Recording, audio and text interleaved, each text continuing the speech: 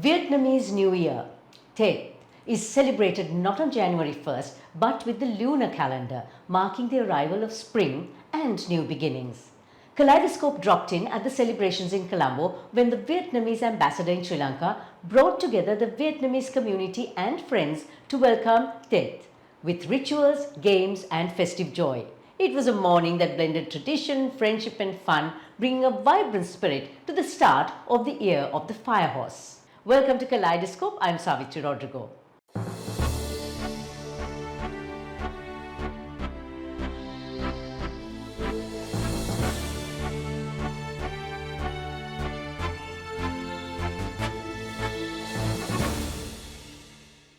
From the Kaleidoscope studios, Gregory Smith, the Colombo Wax Museum, and a roundup of the week's news in news.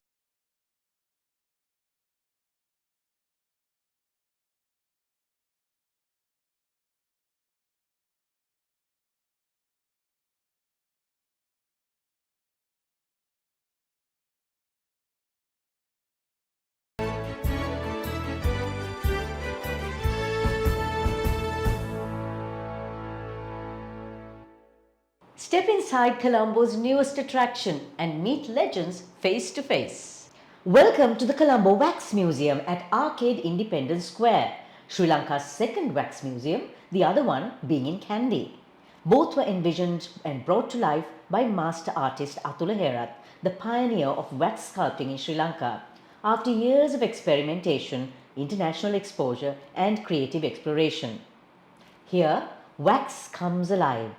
From world leaders to tech pioneers, global icons, and Hollywood greats, there are sporting luminaries to Bollywood stars.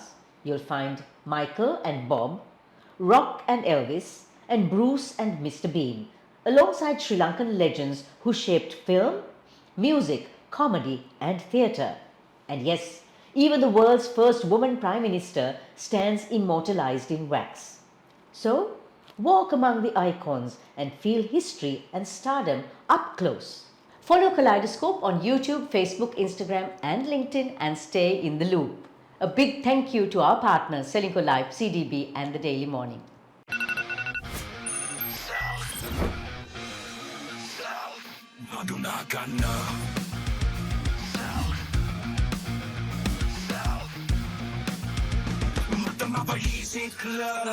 Yawanake wanna ganna, makin mata labunu, cool appetizer. CDB Self. Introducing CDB Self, the digital wallet that makes life easy. CDB Self.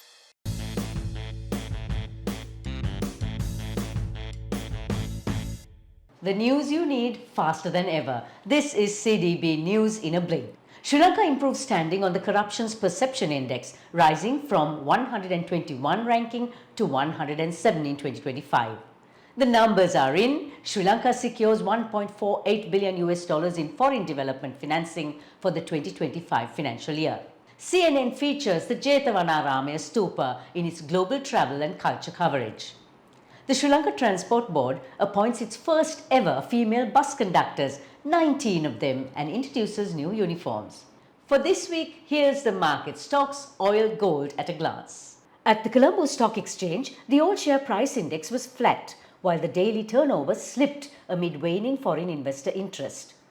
Oil prices moved up to above $64 per barrel on renewed US-Iran tensions and higher demand from India. Gold prices remained steady after a volatile week, where prices moved between $5,000 and $5,300 per ounce, as US Treasury bonds yields fell, while data showed December retail sales growth stalling and a weakening of the US economy. New research shows that daily coffee or tea helps with better cognitive health in the long term. The new Sial Dubai Marina is officially the world's tallest hotel at 377 meters. Bad Bunny sets a new record with 135.4 million viewers as the most watched Superbowl halftime show of all time. Villagers in northern India take to knitting giant sweaters to keep rescued elephants warm.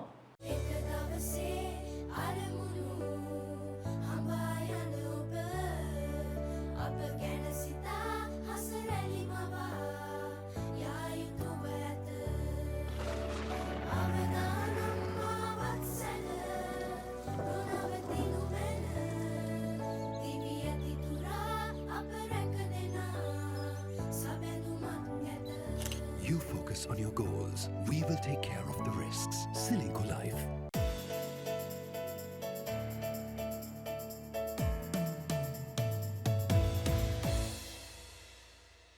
In 2025, Sri Lanka's FDIs were at 1.3 billion US dollars, with exports still dominated by tea and apparel.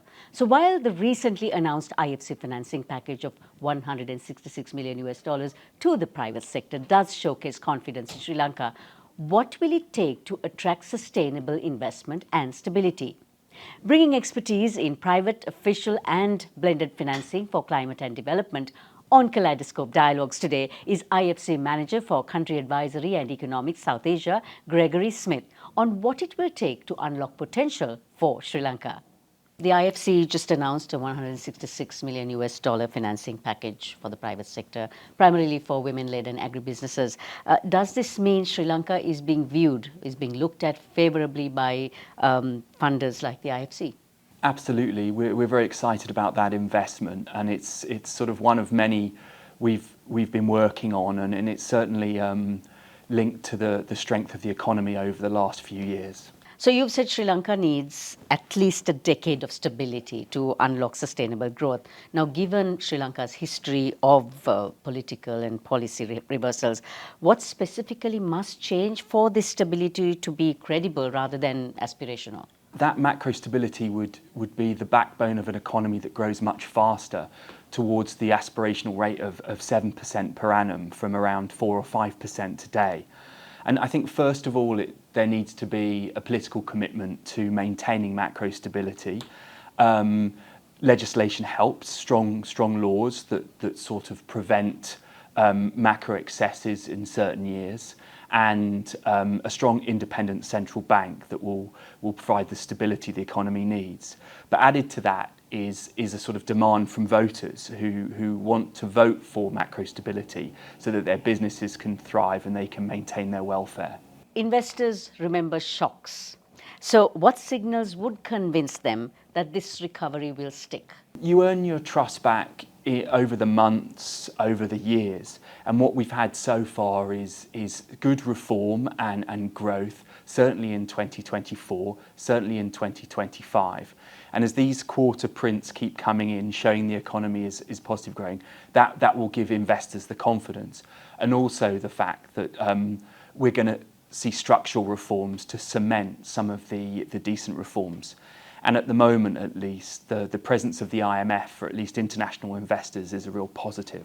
In a democracy that's under fiscal strain, how realistic is a long-term discipline? It's not easy, but it's certainly doable. Lots of countries have achieved that. East Asian countries went through a lot of crises in the late 90s, and they decided not again. We're not going to be dependent on external debt in the same way. We're going to build up our buffers in the form of FX reserve, foreign exchange reserves, and we're going to implement policies. Another example in South Asia is India, who in the 90s decided it wasn't going to have another macro crisis and went about a serious amount of reforms that's led to macro stability since then.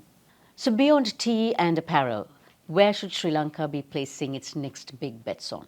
I think there's massive room for growth in agribusiness, going beyond the traditional crops to high value goods that can be consumed both here in Sri Lanka and be exported. There's so many flights these days to the Gulf and other geographies that could be packed with Sri Lankan goods for export. So rather than going to the supermarkets in Colombo and buying foreign agricultural produce, Sri Lankan produce can instead be in the supermarkets in the Gulf and other places.